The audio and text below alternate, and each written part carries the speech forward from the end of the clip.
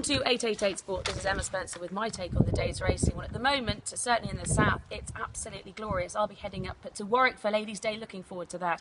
And then I'll be moving on to Sandown tomorrow for the Eclipse. The class of the younger horses against the likes of the Fugue will be very, very interesting. And I suppose the ground is very much a key contender there. But concentrating on the action today, my each-way selection is a horse called She's a Star for David Barron and Sylvester de Souza.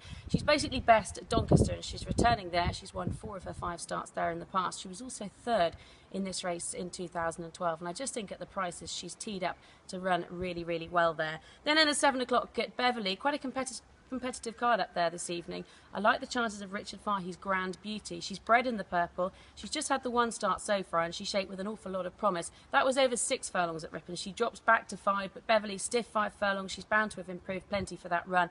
And I just think Richard Fahey, the way his horses are running these days, the cat would win. So I think, although drawn in stall 6, I think there's an awful lot in the favour of Grand Beauty. Then half an hour later, in a fairly competitive and quite good prize money 7 furlong handicap, I like the chances of Field Gunner Kirkup, but for David Barron.